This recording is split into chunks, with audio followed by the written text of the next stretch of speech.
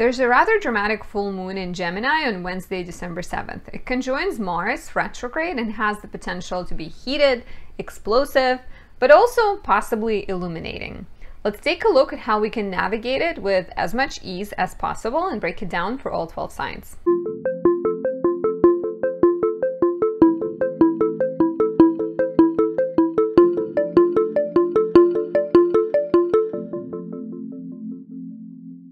My name is Anastasia. I'm a traditional Western astrologer specializing in natal relationship and predictive astrology. If you're new to my channel, please leave me a like, write me a comment, subscribe. All of this helps my channel grow and helps me bring more videos to you. I really appreciate that. If you'd like to work with me, there are links down below. I am hosting a webinar dedicated to astrology of 2023 on December 17th.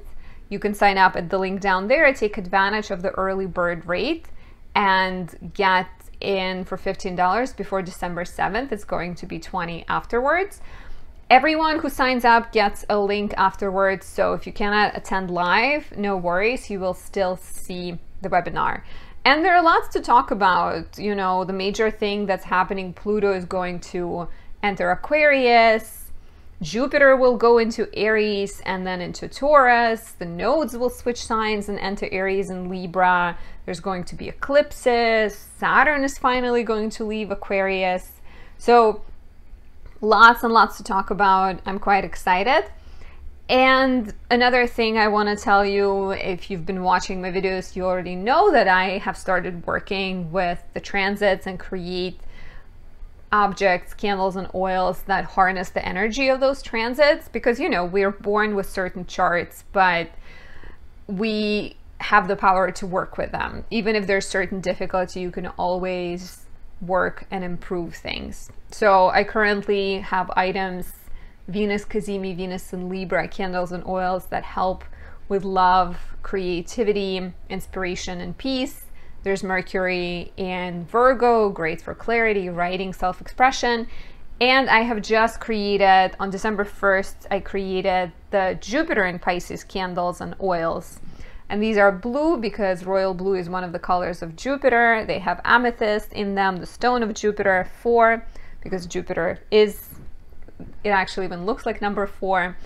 And these have the energy of the generous, supportive, successful, spiritual Jupiter. So if you'd like some optimism in your life, if you'd like more support, you can get those candles and oils. I have, at the time of this video, already sold 10 of them, so there's only 16 remains, and you can pre-order them because they officially go on sale on December 8th.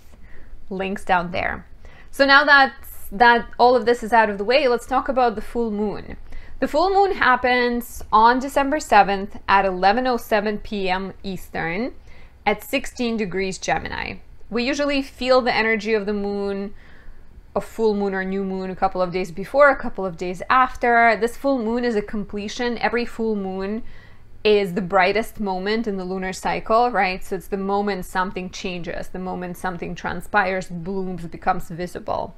So this one is a completion of the cycle, started on May 30th when we had a new moon in Gemini. So take a look at what was happening in your life, especially as I go through the rising signs, because there might be some seeds that were planted back in May that are now coming full circle.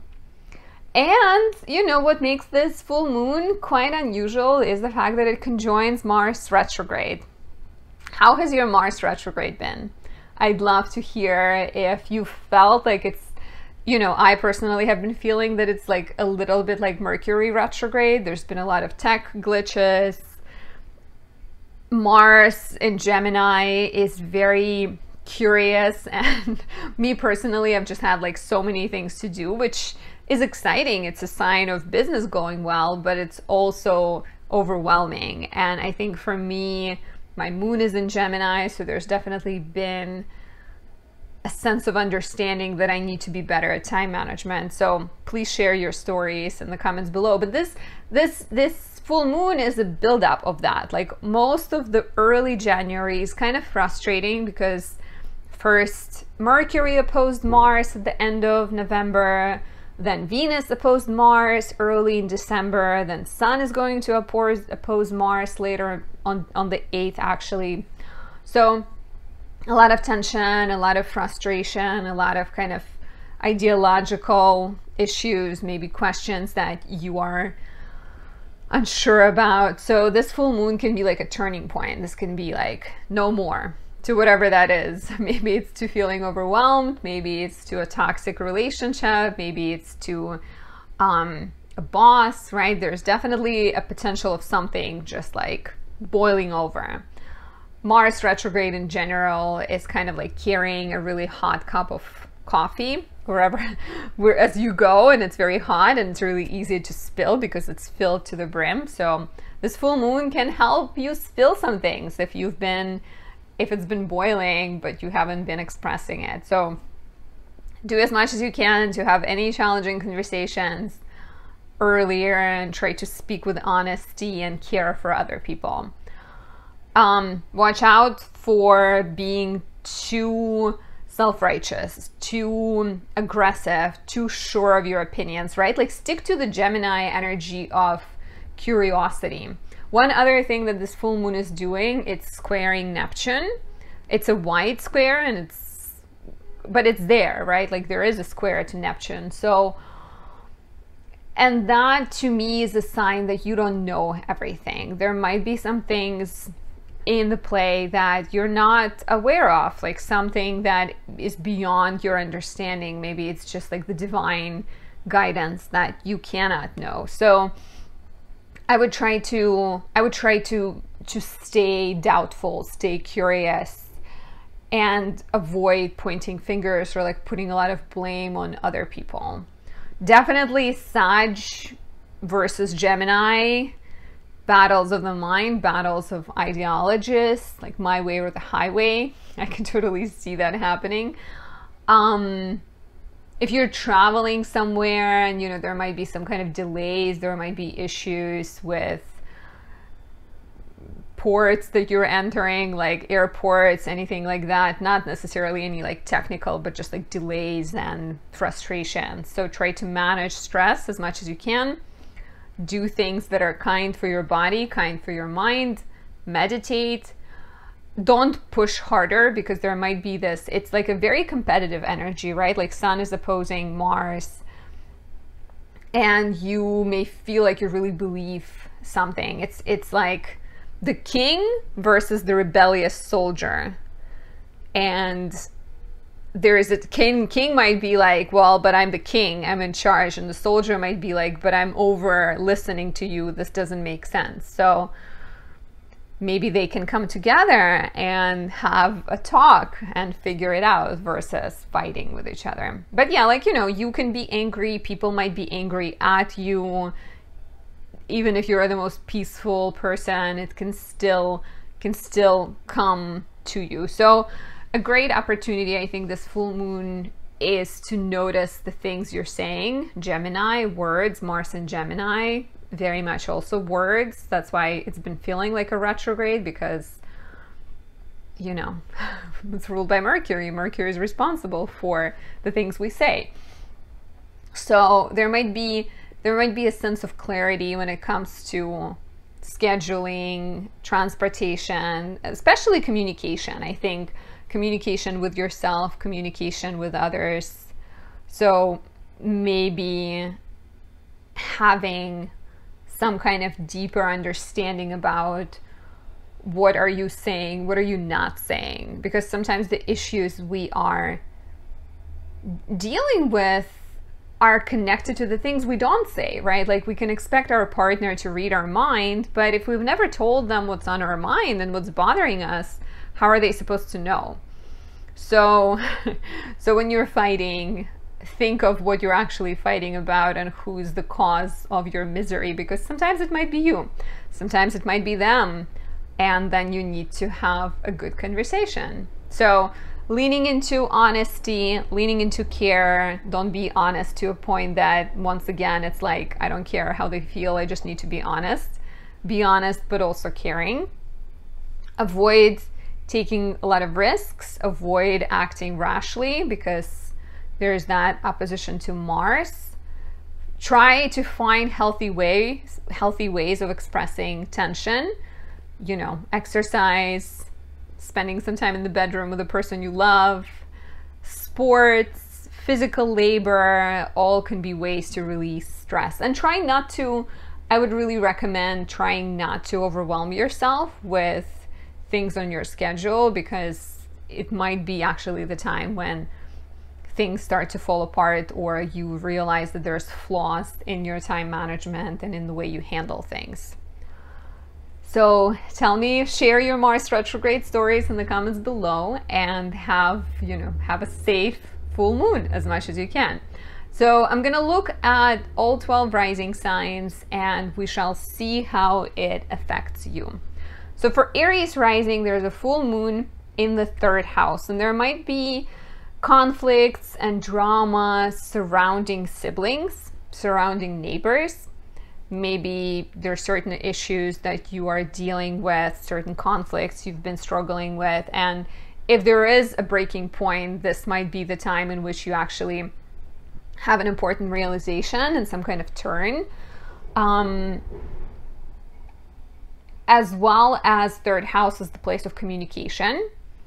So here, more than ever, you're looking at potential ideological battles, at the breakdowns of communication, at how you can communicate better.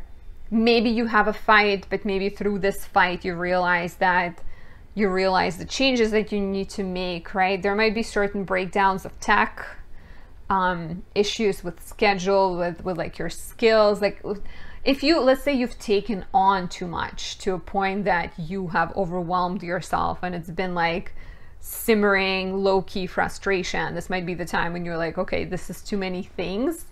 I need to rearrange my schedule. I need to let something go. So take a look at what was happening in your life in late May and what got started to see what this might be bringing to completion.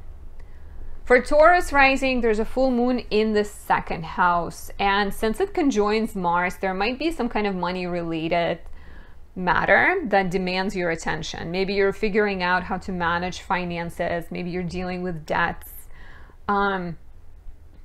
Maybe your values are at odds with someone else. Like if you are in a relationship and let's say you want to start saving for a house, but your partner wants to, I don't know, they want to go travel maybe. So there might be a sense of like needing to address some kind of tensions and clarify finances and financial matters and like sharing. If you have a business, right, there might be a sense of like needing to manage finances better, maybe needing to invest, maybe needing to let something go, let go of a client, let go of a time waster and something that is holding you back. I'd be careful making like any major purchases at this time. Not that it's necessarily a bad idea, but you never know. Don't make impulsive purchases. If it's something you've been planning for a while, then go for it. For Gemini rising, there's a full moon in the 1st house, and you are this full moon, right? So it's all about your physical body. It's about your self-understanding. It's about frustration with yourself, maybe, because Mars being in the 1st house, being retrograde, maybe you're looking at your own energy, at your own ways you are standing in your own way, kind of similar to what I'm about to talk for Cancer rising, but paying attention to what you need to change, right? Like some kind of energy of change, and it might be talking better to yourself. It might be taking better care of your health, of your physical body, changing your appearance, completing a personal project, right? Like if you have a project that you've been maybe postponing and then getting frustrated with yourself that you're not completing it, maybe this brings like a turning point and some kind of you're frustrated, but you get it done, right? So focus on taking good care of yourself and think of what kind of changes you can make. And like, be careful with being too critical of yourself. Be careful of putting too high standards of yourself. Yeah, and there might also be like a little bit of relationship drama because the sun is in your 7th house. Maybe you're trying to handle too much. So think of also managing expectations and managing your time. If you are a Cancer rising, this full moon shines light on your sector of subconscious, on the hidden things in your life. So there might be insights coming to you through dreams, through intuition, through subconscious, right? Like things that are popping up. So I would really pay close attention to what dreams you're having and what kind of messages you're getting. Issues from the past, conflicts from the past might bring you a visit. Maybe even, you know, the past relationships, the past conflicts. This is very much about inner turmoil and understanding how you're standing in your own way. 12th house is the place of self-undoing. So when you get a full moon there, for a brief moment, your subconscious gets illuminated, and you may realize that there are some ways or some things you're doing that are bad for you. So this full moon can bring a release of a bad habit, starting therapy breakthroughs are possible, releasing relationships that are unhealthy. So definitely ask for help, lean into therapy, journal, dream, let yourself sleep, take good care of yourself, and, you know, let me know how this Mars retrograde been affecting you. Have you noticed any issues with sleep? I hope it hasn't brought like more self-defeating tendencies or like more negative thoughts. For Leo rising, full moon occurs in the 11th house, so there might be some drama with friends. There might be some drama on social media and issues with networks and people you belong with, right? Like for Leo rising, there's been a lot of eclipses and North Node in the house of career. So maybe you're changing professionally, maybe you're growing and you're pursuing new things, but are your friendships matching? Are they growing with you? And if they're not, there might be a time, this might be the time to release a friendship or release a relationship.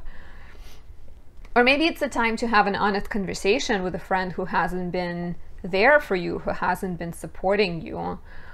I can also see some kind of break when it comes to group project. You've been working with someone and you disagree on the way to pursue things. And so you split up, you go your different ways. And similarly, changes to your dreams, right? Like maybe you realize that the way you had envisioned the dream coming true is not quite the way it will work out, right? Like if you're filming a movie and you had this director of photography in mind, but they want a lot of money and you can't afford it, maybe you go with someone else. So there might be a sense of frustration, but then birth of something new through it.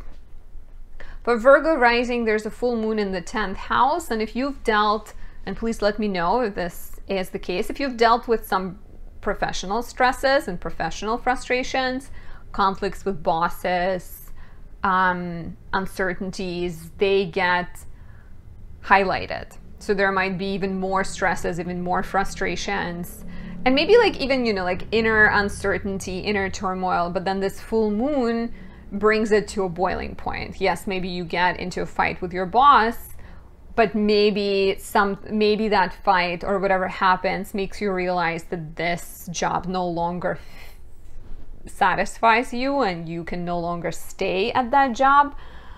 This could be the time of deeper clarity about your path and about your future. And yes, most likely it's not going to be all smooth and you're just sitting in a field and being like, ooh, butterfly, maybe I should fly and be a flight attendant. So there's more tension, right? But it could also bring finishing a project at work, maybe completing some kind of professional relationship, closing some kind of professional chapter that doesn't have to be negative. For Libra rising, full moon occurs in the 9th house, and 9th house is the place of education. It's the place of philosophy, religion, beliefs. So with Mars being retrograde here, right, you may be questioning things you believe in, you may be questioning your future and your place in the world. And with the full moon here, there might be a sense of those like issues boiling over, some kind of crisis of faith, some kind of conflicts around ideals and ideas. And yeah, watch out for ideological conflicts. Libra and Aries sort of have that warning. I mean, we all have, but like Libra and Aries especially. So this could be like very spiritual. I think, you know, like for me personally, I've been definitely realizing my poor time management skills. So I think this is a part of that. Like how do you need to rearrange your life in order to bring more time for things that you want to do? And where do you want to go? Where do you see yourself? Like ninth house is the house of journey towards the 10th, right? The top of the chart. So gaining more clarity about where you stand, your place in the world, closing some kind of cycle of expansion could be here, and maybe like a crisis connected to, well, you've reached this milestone, what's the next one? Take a look at the new moon in Gemini we had on May 30th to see what this might be about, as well as there might be changes to education, maybe taking on an exam, conflicts surrounding education, tension surrounding education, philosophy, religion, astrology, potentially, your place of living, teachers. I feel like I've already said that, but like could be physical conflicts or internal sense of like, who am I? For Scorpio, rising full moon occurs in the 8th house.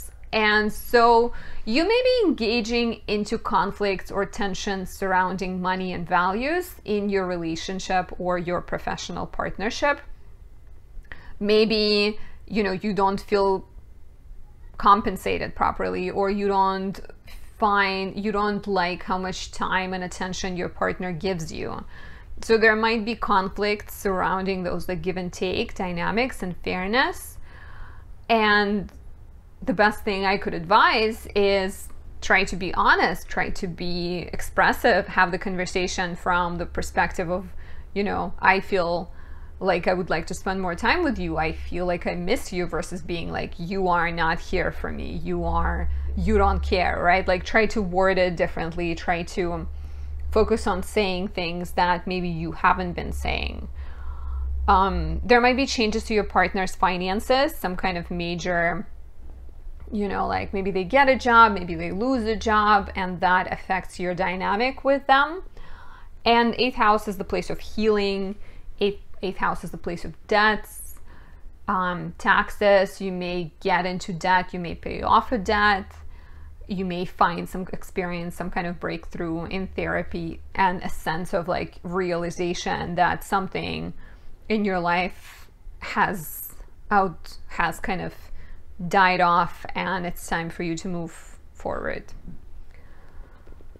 For Sag rising, there's a full moon in the 7th house, and I think, and please tell me how it's been going for you, but I think having Mars retrograde in the 7th, and I've had that 2 years ago, is not easy, because it brings tensions to relationships. It brings more conflicts potentially. So here you're looking at how you're fighting and whether you are fighting well.